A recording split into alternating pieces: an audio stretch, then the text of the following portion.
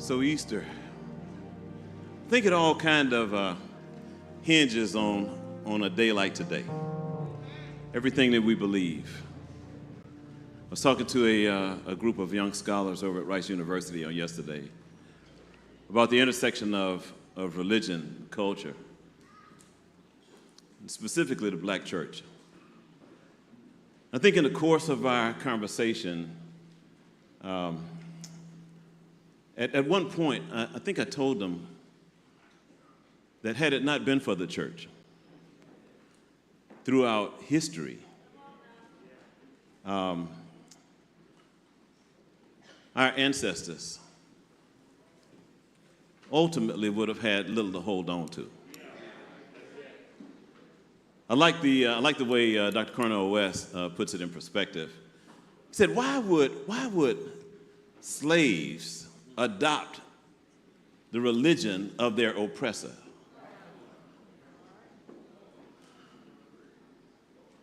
I think the news flash today is that the oppressor adopted the religion of the slave. You'll get that on the way home.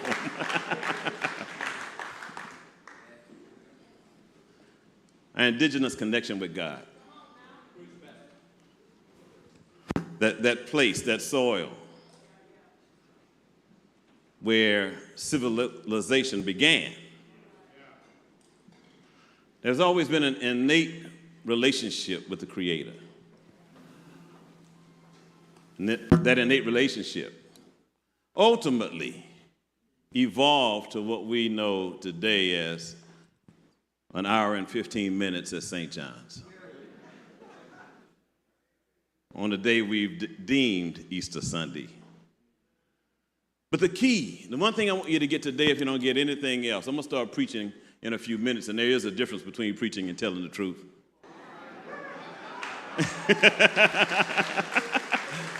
Yeah. You don't get anything else today.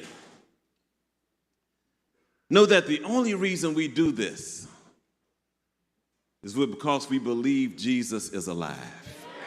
Right? Jesus is alive. Here's the real point for me. So if Jesus is alive, everything that I've been through, everything that I'm going to go through has already been worked out as a result of the resurrection. So resurrection in its simplest form, in its simplest definition, is the miraculous rediscovery of life for the one we call Jesus. Resurrection. So if you will, if you got a Bible, well, no, you don't have one of those. I forgot. We don't do that. We don't do that no more. Maybe on the screen, on your device. Luke 23:39. So today I'm going to talk about the resurrection from the perspective of Jesus hanging on the cross. Because I really dig that scene, the cross and the two thieves, and whenever I envision that imagery, I'm reminded that I am always one of the thieves hanging on side of Jesus. All right. All the self-righteous folk just left. All right, just. Yeah, let's read this. Then one of the criminals who were hanged blasphemed him and said, "If you are the Christ, save yourself and us." But the other answering rebuked him, saying, "Do you not even fear God, seeing you are under the same condemnation? And we indeed justly, for we receive the due reward for our deeds. But this man has done nothing wrong." Then he said to Jesus, "Lord, remember me when you come into your kingdom." And Jesus said to him, "Assuredly, I say to you, today you will be with me in paradise." You may be seated. You may be seated. So we've been in this sermon series from this day forward.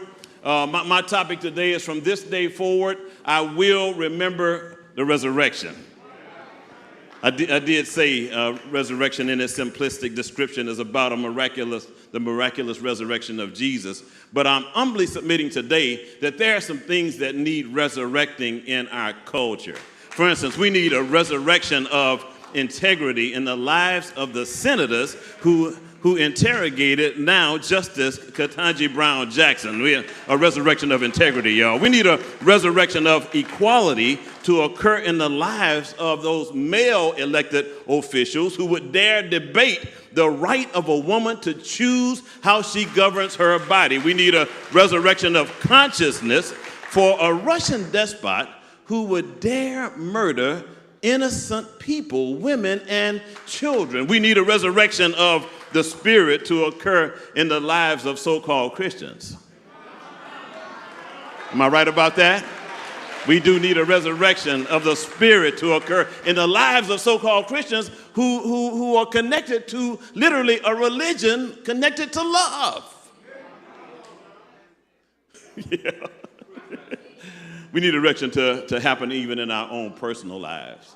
I don't know about you, but I need a resurrection in most days. Or I need something to rise up in my life, in my body, in my spirit, in my mind. We need to resurrect our overall beings with the understanding that in the midst of all that we will go through, in the midst of all that we will experience, there will be a moment when we will be nailed to our own symbolic crosses. Anybody besides me have been nailed to a cross before? You know what's challenging and what's interesting is that the nails were designed to keep you there. All right? So what's keeping you there? What's keeping you nailed to your cross? I heard a preacher say one day, "Come on down off that cross. We need the wood."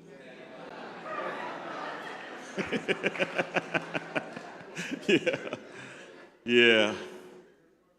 But you know, when I think about the moment, when I think about the moment that we come into this understanding that Easter is about more than chocolate bunnies. It's more than eating boiled eggs. Boiled eggs. Marcus, put my Easter picture up, if you will. That's me, all right?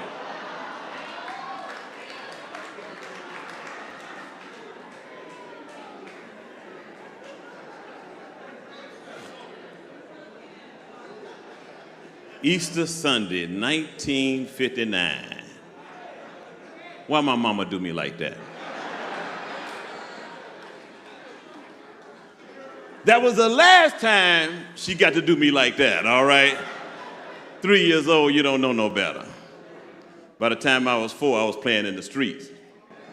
I lost them white socks. I lost them white shoes, never to be seen again.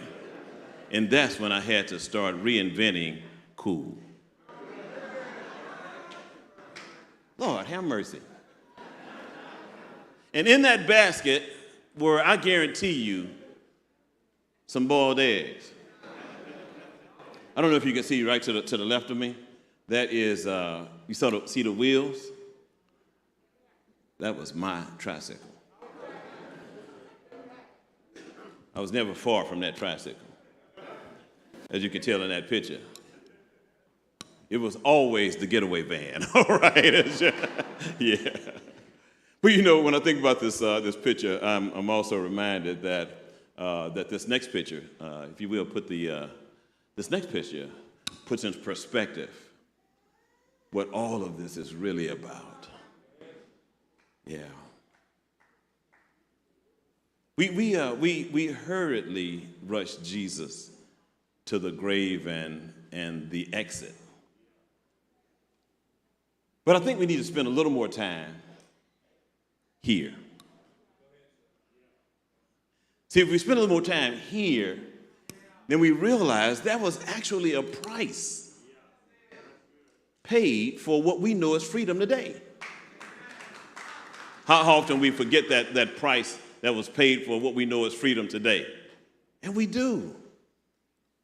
But I realized that in this moment, so the Bible tells us that's Jesus in the middle, and on the right and the left, we never got their names. We never knew who they were specifically, but we do know they both had one thing in mind, and that was salvation. One thief, thinking about really probably his own flesh and blood, which is probably what I would have been thinking in that moment, all right? Jesus, come on, man, get me off this. Shit, you connected. You know what to do. Get us down. Get yourself down and take me with you. But then there was another thief who had already transcended that moment, that physical moment. And that other thief is the one that we need to focus on. Because it's a good possibility you might not escape the physical challenge that you are facing right now. Right? Anybody in here been through a physical challenge that you thought you wasn't going to escape? And then Pastor Rick will tell you about the 27 funerals he's done since December. Right? So there has to be another escape other than the grave. All right? And that's where we put in perspective this image we see this morning. But here we are, thieves, next to Jesus. And before we get into the dialogue between Jesus and the two men hanging next to him, what we have to reflect on for a moment is the last time we stole something. Has there anybody ever stole someone's heart with the intention of not returning it? Have you ever stole someone's reputation by gossiping about that person on some thoughts that weren't even facts? Have we ever put in perspective how we can steal a person's self-esteem by diminishing their accomplishments at whatever effort it took for them to accomplish it? You see, when we really put in perspective, this image is really an image of the church hanging out with Jesus. How often have we stolen the possibility of hope, the access to salvation, because a person's identity didn't line up with who some wayward theologian thought an identity should line up? All right? Yeah. And when we think about the fact that we have all been a thief at one time or another, then we know that there's more to this thing called salvation than meets the eye. If y'all get sleepy, I'm going to put that picture of me holding that Easter basket back up again. Don't mess with me. I got a few more minutes. I didn't mean to traumatize y'all.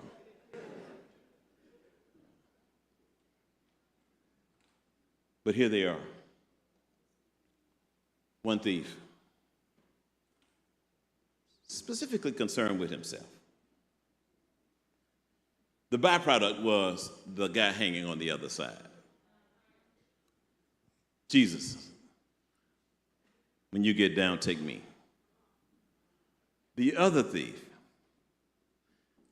based on a Jewish understanding of paradise, which refers to the present and immediate dwelling in the righteous, said, Jesus, remember me when you come into your kingdom, your paradise.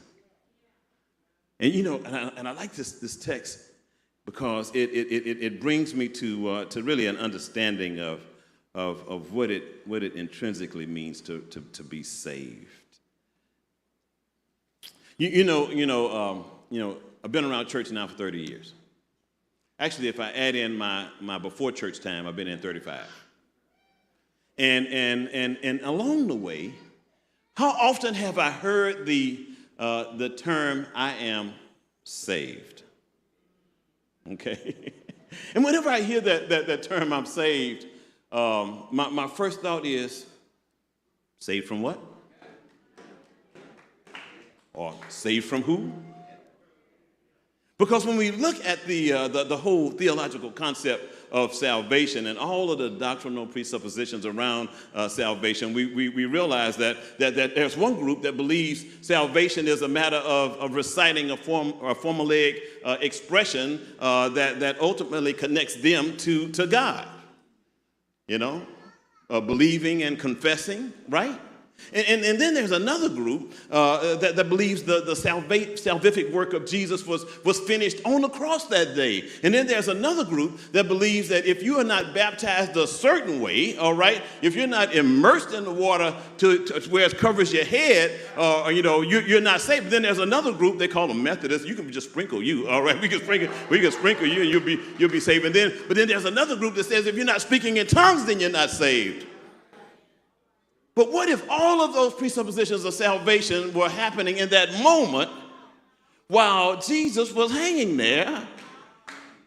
Was Jesus thinking that, well, let me make sure I get him to say the right thing? Let me make sure I get enough water to get him wet? Let me make sure I've covered this gamut of salvific presuppositions. Right? With your mask on. Matter of fact, just say this to the person that came with you. Don't say it to yourself. I just want to be saved, all right? Come on, say it. So I can hear it under your mask. I just want to be saved. Yeah. We're going to get you there. We got 7 more minutes. 7 more minutes to get you off the cross.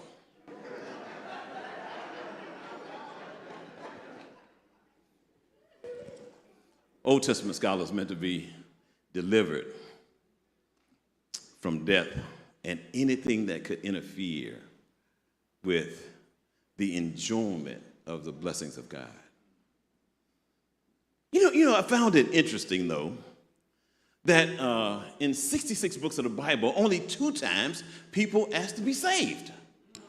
But here they were. They're rolling with Jesus. All these people rolling with Jesus. They when they were hungry, they made sure they asked him for something to eat. When they were thirsty, they made sure they asked for something to drink. Every now and then, somebody had a throat child. They'll find Jesus and ask them to deliver that throat child. Every now and then, somebody had a physical impairment, and Jesus, Jesus would step in and heal that. But only 2 times did people ask to be saved. Now think about this. I'm really kind of perplexed as to why no others needed to be saved. So what I did was I went to the experts on salvation. All right, I went to the experts from people who had experienced salvation before, like some of you. I know Juanita would tell you salvation is in the prayer that she prayed before she went into surgery to have her kidney removed. All right, and in the midst of that, she was ultimately saved. Dr. Bowie would tell you that salvation would be having a tumor removed off of your brain. But I went to some older experts on salvation, and I asked those older experts, what does it mean to be saved? I said, Abraham, what does it mean to be saved? And Abraham said, it means, really, Pastor Rudy, it means there might be a ram in the bush somewhere over there, all right? And then I went to Noah, and I said, Noah, what does it mean to be saved? And Noah said, well, it means a 300 cubic foot long boat that can hold 2 of everything and every species, and then my family. And then I went to Moses, and Moses said, hey, Pastor Rudy, what it means to be saved for me is to run up to the edge of the Red Sea and see your enemies behind you and the sea in front of you, and then all of a sudden the sea opens up and you walk across on dry land. And then I asked David, what does it mean to be saved, David? And Dave said, when I was a young boy, it meant a slingshot and 5 smooth stones. But now, yea, though I walk through the valley of the shadow of death, I shall fear no evil, for thou art with me. Then I looked at Ezekiel. I said, Ezekiel, what does it mean to be saved? He said, to find a wheel in the middle of a wheel. And then I asked Daniel, I said, Daniel, what does it mean to be saved? And Daniel said, it means, hey, I become a lion tamer in the lion's den, all right? And then I asked the boys, Shadrach, Meshach, and Abednego, what does it mean to be saved? They said it means to find a thermostat A thermostat. A thermostat in the furnace. Then I looked over, I asked a woman caught in adultery. The woman caught in adultery had something to say about salvation. She said, hey, when you hear Jesus say, whoever is without sin, cast the first stone. Yeah. But I find it interesting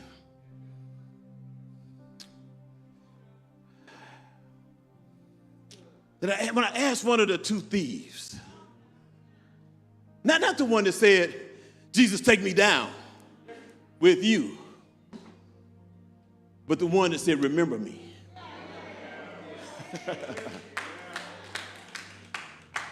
Remember me. 13 words that became our promise of salvation. I'm going to dissect these 13 words just for a moment. Just for a moment. First, Jesus said, assuredly. A corroborative adverb modifies the adjective assure. An affirmative, a promise, or an absolute. Setting up what Jesus is getting ready to promise you and I say to you, begins with a personal pronoun, tying you and I to the object of salvation. Today, right now, wherever you are, immediately, you will, independent clause, with a peculiar inverse, which also implies, regardless to what you think he won't, Jesus is saying, you will. Oh, somebody needed that. B. Pastor Juanita wrote a whole book on B. If we learned anything, we know B is the active state of being. Oh, but here's the key. With me. Presuppositional phrase indicating human's presence with God. Here's the hook. In paradise. Identifying the destination. Paradise. Assuredly, I say to you, you will be with me in paradise.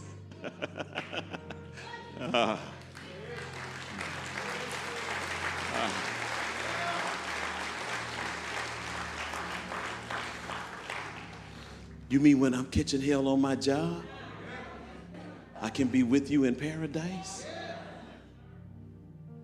When this person I'm living with is acting a damn fool, I can be with you in paradise? When my money run out,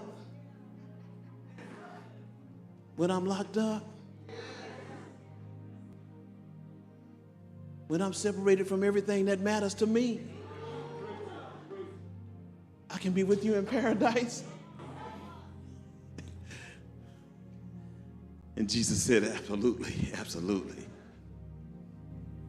You see, and for you and I today, yeah, turn it up a little bit more, Zane. They need to know it's time to go eat pancakes. A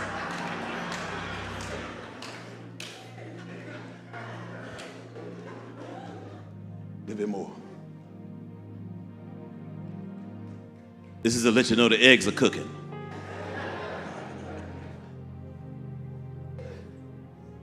I'm just glad Jesus got a good memory. Yeah. My memory ain't as good as it used to be, so I got to read all of this.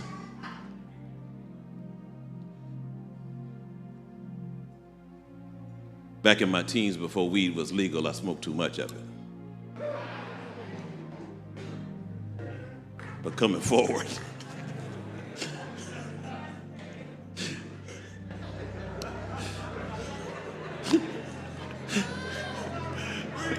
I'm just glad Jesus didn't forget me when I lost my mind the last time, all right?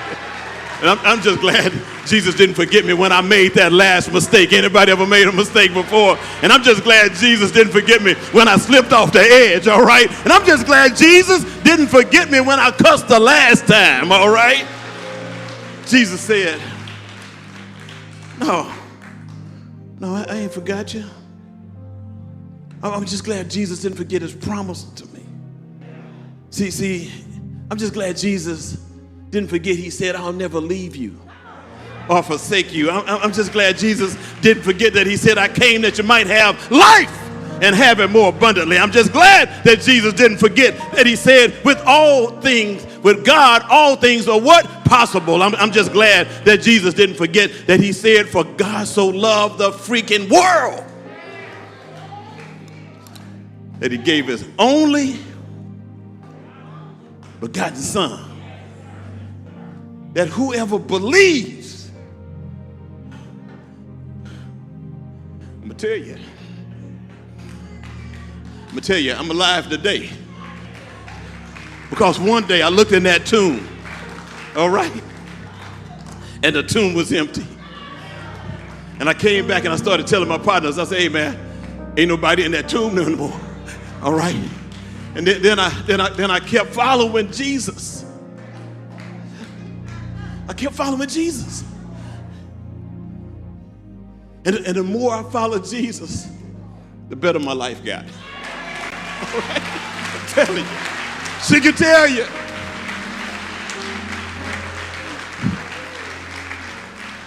She can tell you. The better my life got. Had I not met Jesus when I did, I wouldn't be here right now. I'm telling you.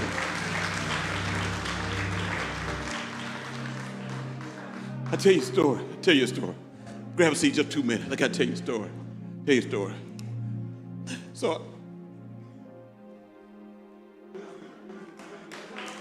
I came. I'm in business.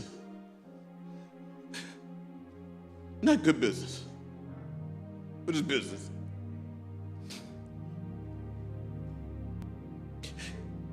I came home. I would go to church with my family.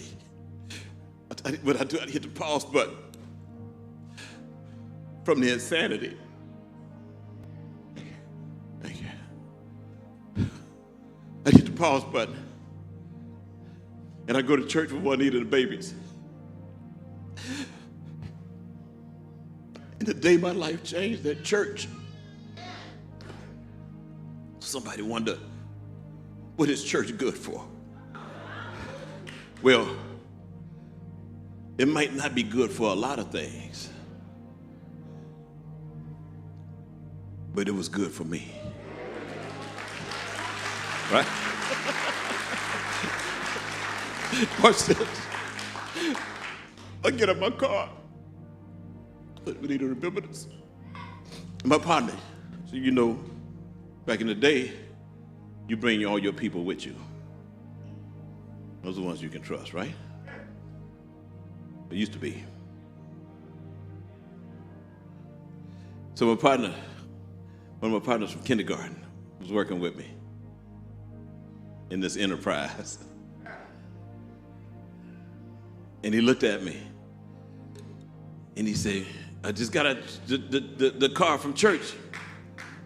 He said, hey man, what happened to you today?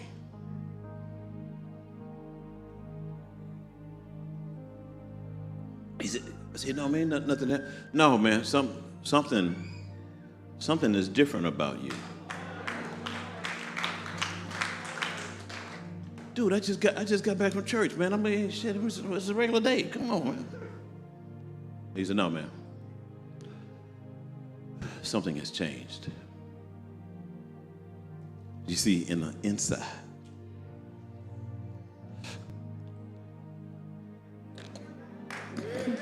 On the inside. On the inside, I knew how it changed. One day, I just didn't think anybody could see it.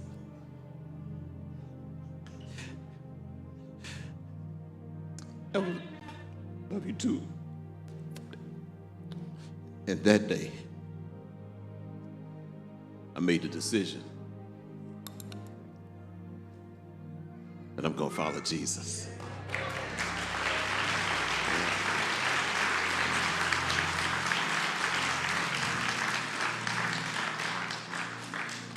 Yeah. See, I've been following Juanita up until that point. And I like following Juanita. I still like following Juanita, all right? I do. 37 years later. Actually, let me get, hold on.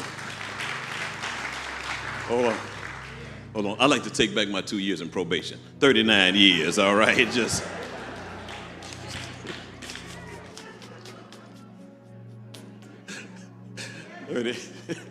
39 years.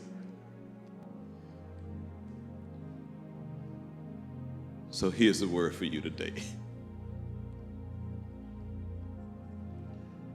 Make sure I don't misquote it.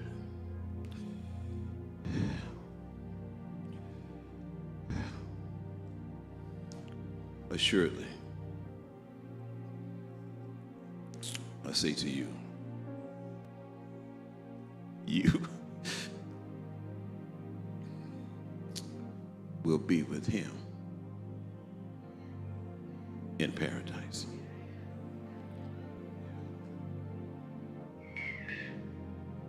I don't care what they tell you. And I don't care how many doctrines you're going to encounter when you leave this room today. I don't care how many super religious people are going to put obstacles in front of you to keep you from getting to Jesus. All you got to remember is one day Jesus made you a promise. See, I can't make you a promise. I can't do it. I'm human. I was with a young man at lunch the other day. He's an elected official, sharp young brother, full of God, great witness. And while we were at lunch, I started cussing.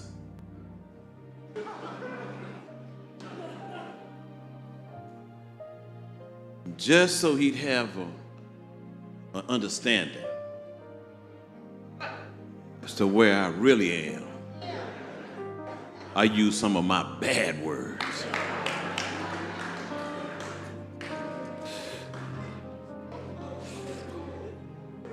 And at the end of lunch, I said, man, you're going to be all right. So you didn't judge me. So I think your Christianity might have merit. Yeah.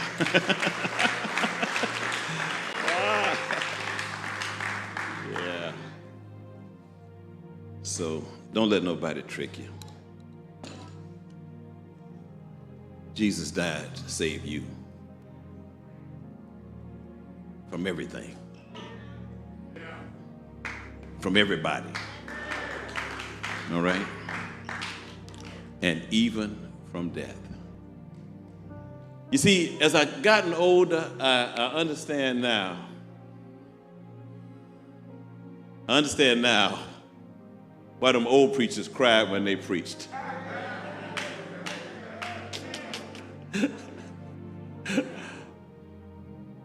You got fewer of these to do than you had before. But with all of them I got left, I'm going to remember one thing, and that is, y'all come on. Surely, I'm going to be with him in paradise.